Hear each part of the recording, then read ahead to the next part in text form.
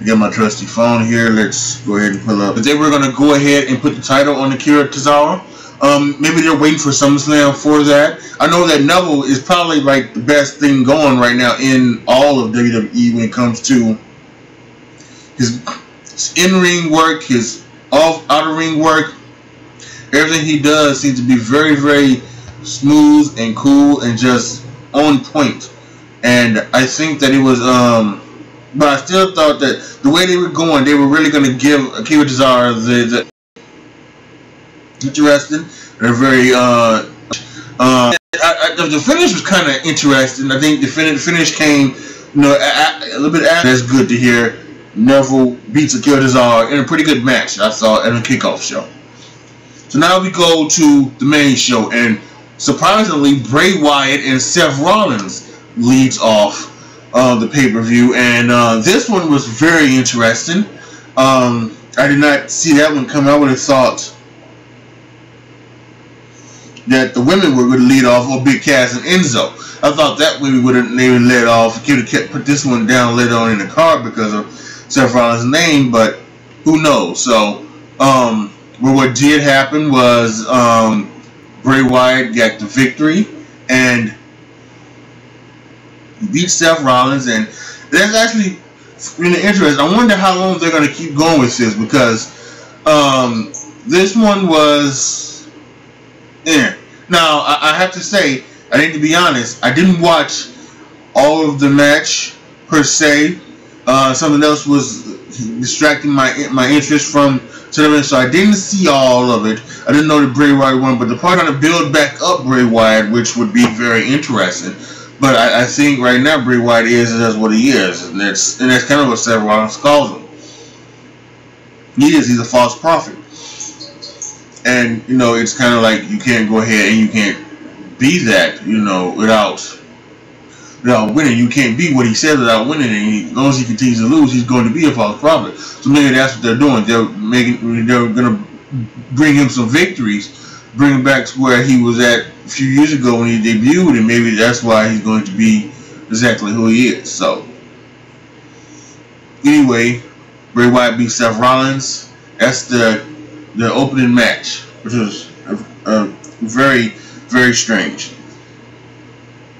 The next match was Big Cass versus Enzo, and this was obviously, I think this was, it is what it was, and it is what it needed to be done, and that was, what needs to happen is Enzo needs to go to the cruiserweight, for, you know, maybe that would help out, that would help out the cruiserweight division, you know, by, in some cases, I think Charlotte, Sasha, maybe even Alexa, Bayley, Becky Lynch, Natalya. I think they could do 1 hour Iron Women matches. I think they could. And I think, but at least that's understandable because they're women, and you know, and so like that. But man, to just go ahead and just not.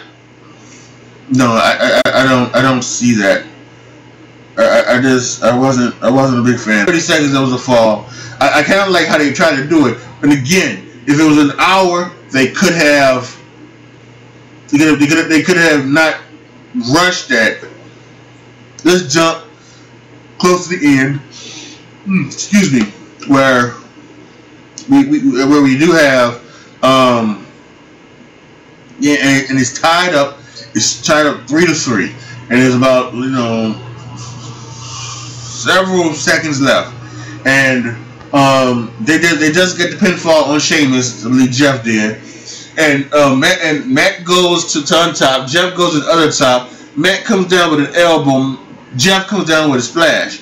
When Matt comes down with the elbow, he like hits himself in the face and busted wide open, and it was just.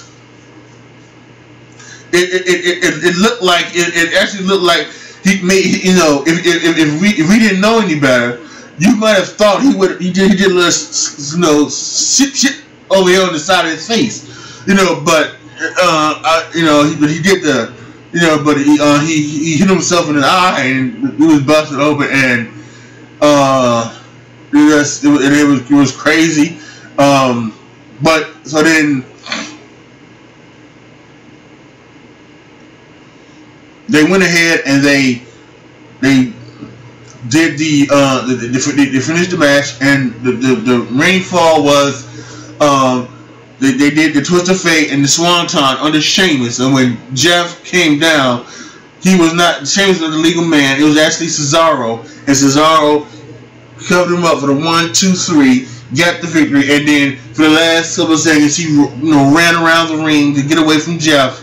And Jeff still got him with the Twist of Fate, and they tried to pin him. And when he went to the 2, he the time ran out. So Sheamus and Cesaro win the tag team Iron Man match in a about 3, and it was amazing and exciting. The last 10 minutes of the match were definitely the best parts of the match. So I think in every match they do start out. Every match is always water usually helps. I didn't get the water before I started this, but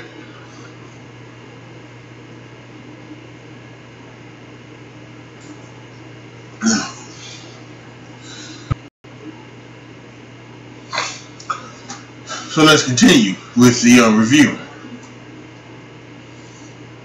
What they're doing with her right now. Right now she's very on point in the women's division, but I cannot wait for her to be a face, for her to be the underdog face all the time. I think she's gonna play that well, and of course her in-ring work is fabulous. So there's that. As for this match, well done. It was good to see them do like a little bit of a story to this match. I thought that was good. They working on Sasha's back, and Alexa Bliss is doing that, and they're trying to do everything they can, and she's doing everything she can to Sasha's back and everything like that, and Sasha overcomes it. And she starts to get rid of Alexa Bliss, and Alexa Bliss like the heel that she is. I know some people are gonna bitch and moan about her taking the powder, but that's what you do as a heel. You run away and you take the count out loss, but keep your title, just like the Usos did last month. And some people are gonna have an emphasis with that because that was just done last month at the SmackDown pay-per-view. So why are you gonna now do it, on the Raw pay-per-view? But who knows if the writers keep together. This is one of the reasons why this brand extension is stupid, because if writers are not watching the other shows and they're not combining together, they're just worried about their show and what needs to happen. Something like that, and it might be the booker too, and the bookers and the agents or whatever like that for each angle, whatever the hell. They're not watching the other show and not knowing what the hell is going on. So, but anyway, still good match, and there's a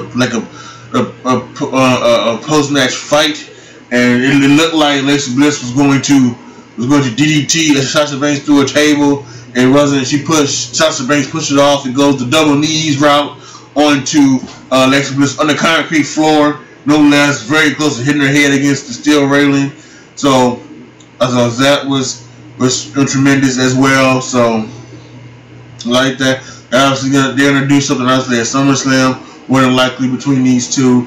So and SummerSlam is gonna be 4 hours, so they'll have a lot of time to have more women's matches on the card. So it's just not gonna be like SmackDown Women's title and Raw Women's title though. The Intercontinental title match, The Miz versus Dean Ambrose. I am enjoying the hell out of The Miz and his entourage, and I love the fact that Bo Dallas and Curtis Axel are a part of it. I love the fact that it is just so darn doggone entertaining.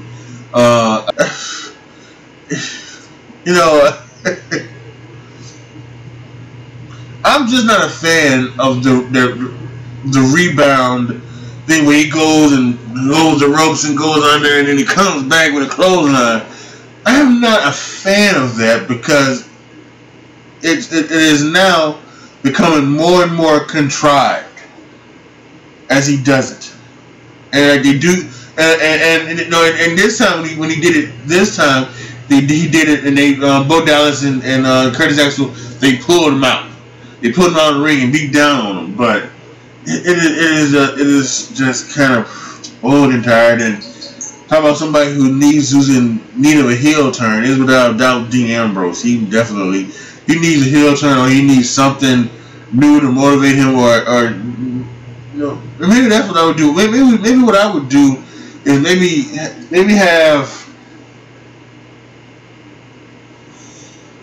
have Carl Anderson and Luke Gallows beat him up tomorrow night on Raw, you know, and quote unquote take him out, and write him off television for 2 months.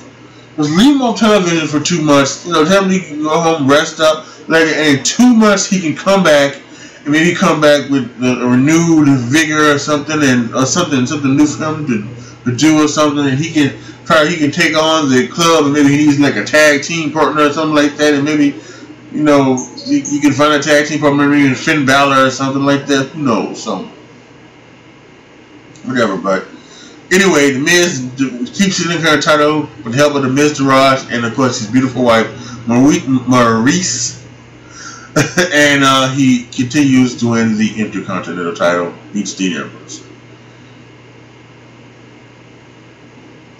The ambulance match between Braun Strowman and Roman Reigns, and this is what's going to have everybody talking, because this match was what it was. It was a street fight, ambulance match. You know, again, Roman Reigns puts on, you know, the people out there who, you know, who are tired of the, like, Roman Reigns push and everything like that. You know, they need to get over it, because what he did tonight is the reason why he's getting the push. It's the reason why he's going to be the Universal Champion. It's the reason why he's going to one day again hold the WWE Championship. It's the reason why one day he's going to, you know, have the longest title reign, you know, as a new era, more than likely.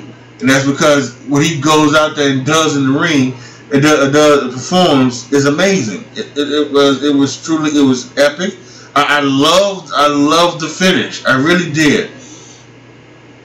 How, you know, he had thrown Braun to a thing, and to do the thing on the top of the platform where he had the LED screen, and he was sitting over there by the open doors of the ambulance, and he was going to get ready to spear him into the ambulance, and Braun moves and wins, and he goes, and then he comes and he just snaps, and you can see, and there's this one part where he sits there, he's and he's just like this. He's sitting in the car, he's looking in the rearview mirror, looking at himself, and he has this look on his face, and he just goes and floors it backwards right into a part of the semi-truck, you know, and he comes out there and he's, you know, selling, being beat up and everything like that. And Kurt Angle, with the greatest reaction of all, he goes out there.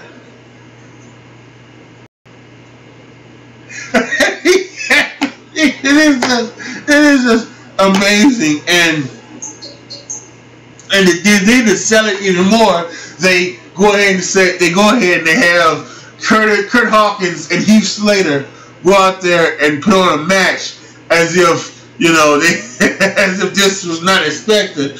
You know, this would have been what would, you know, this would have worked back in the old school days, you know, when we didn't know what wrestling was. It was, oh, okay, this is an impromptu match because they're trying to deal with this, and we still didn't see, like, the people here didn't still see the match. I mean, they went out there, you know, and they go out there, and at one point, they're back there, and they're showing what's going on with Braun, and you hear the bell ring and JoJo comes up and says the winner of the match, Heath Slater. Oh, this was hilarious. Oh. Now they get the jaws of life to try to get Braun out. Braun comes out and he's got like things torn off his arm and he's bleeding from I think a wound on his head and like on his shoulder and everything, and he's refusing medical attention. And he's getting up and he's smearing blood all over the white stuff of the white bus, and then he gets to the thing and he looks back and he says, "Leave me alone." And Kurt Angle again, great facial expression, has this look on his face as if he doesn't know. And see, I also think this is going to lead to the rumored Triple H Kurt Angle thing that is supposed to happen. You know, I don't know, I'm not sure when. I don't know if it's supposed to happen at SummerSlam or if it's supposed to happen like at Survivor Series or whatever. It's going to be one of the big shows: Survivor Series, SummerSlam, Survivor Series, or Royal Rumble, or next WrestleMania. It's going to be one of those shows, but I think that this might be one of the things that leads up to it, because they're going to try to oust him out of power, and they're going to bring up the fact that he allowed Roman Reigns to commit vehicular homicide on Braun Strowman, or at least he tried to. So I think that's what that's going to be. That's what that might happen. But oh man, and this could be the double turn. This could be what a lot of us wanted. Maybe, you know, the heel turn for Roman Reigns, and then it's a double turn where it also turns Braun Strowman face. And I think, you know, I think a lot of us wanted maybe a heel turn, since, you know, they didn't do it with Cena, and you know what, rightfully so.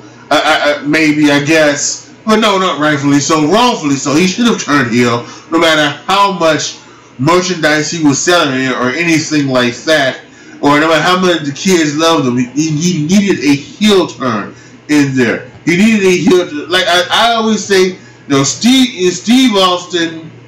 A lot of people will say it was Steve in 2001 with Steve, but I say it worked because it freshened his character. It did give us that what, you know, thing, and not a what chance and those silly things, but I think it gave him a fresher look at the character, you know, and he turned, you know, to maybe, you know, he's still gonna get pushed. So if you boo him because you push, fine, but if you are booing him because, you know, maybe you want something different for his character, or, you know, something like that, and I understand that, and go ahead and turn him heel, because it worked for The Rock. He's not The Rock. Let's face it, no one is The Rock.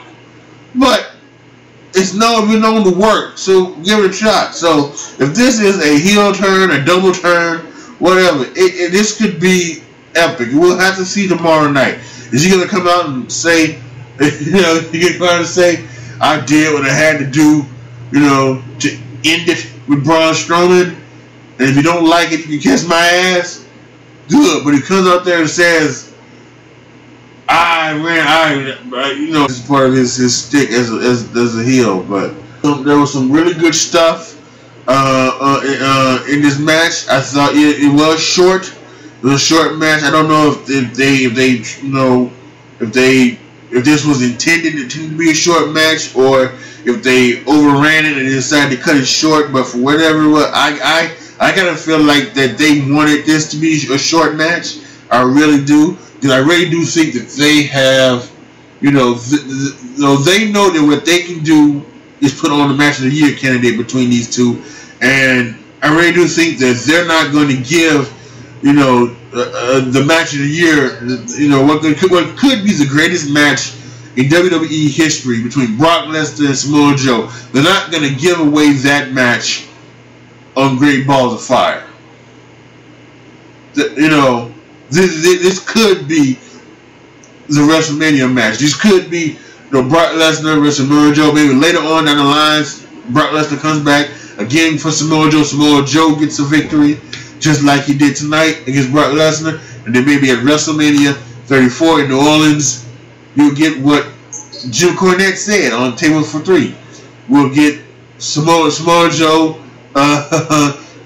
Maybe that's what I'll finally get my 1 hour Iron Man match between Brock Lesnar and Samoa Joe. You know, let's go out there and let's kick each other's ass for 1 hour. Put on the greatest match in wrestling history. So, you know, I think that so that's what I'm hoping. So I would definitely like to see that.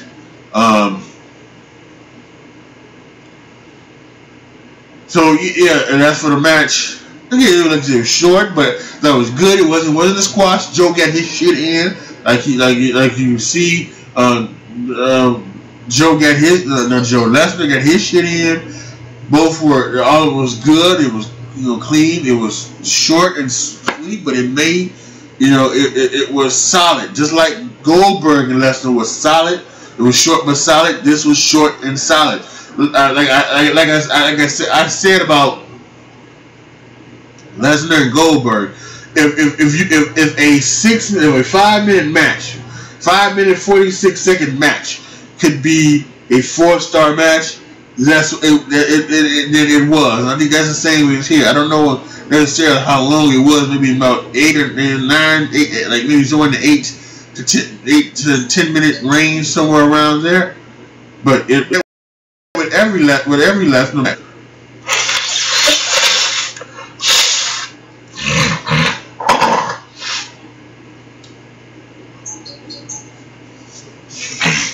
Sorry, y'all. I mean, maybe I am coming down a viewer, so I will just go ahead and end this review right here. But my final thoughts on this, I thought this was, again, I thought this was a very good pay-per-view. I thought this was a pay-per-view that was, it really did seem to set up SummerSlam for a lot of things. SummerSlam, and we'll see about what is on cast now. So, did you like it? Did you enjoy it? What do you think is going? What's next for Roman Reigns? Is it the heel turn? Is it the more defined character role for him? He's obviously now is him and Lesnar at SummerSlam.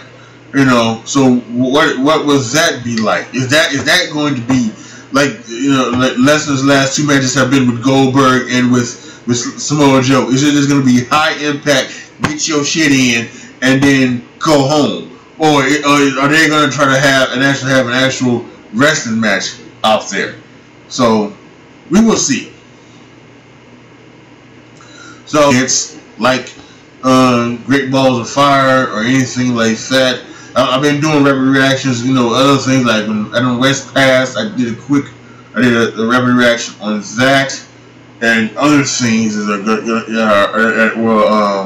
will happen in that will go on.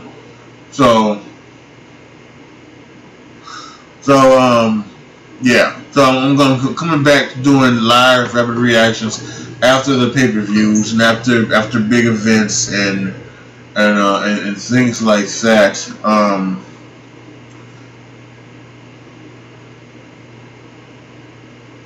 And I think what I'm going to do is that once again, I think I'm going to try again with I did a live stream through the whole Extreme Rules pay-per-view, and I think that's actually what I'm going to try to do that again as for SummerSlam. I'm going to do SummerSlam. I'm going to do the whole pay-per-view where you will see me sitting down here, sitting here looking at the folks and everything like that. So, alright.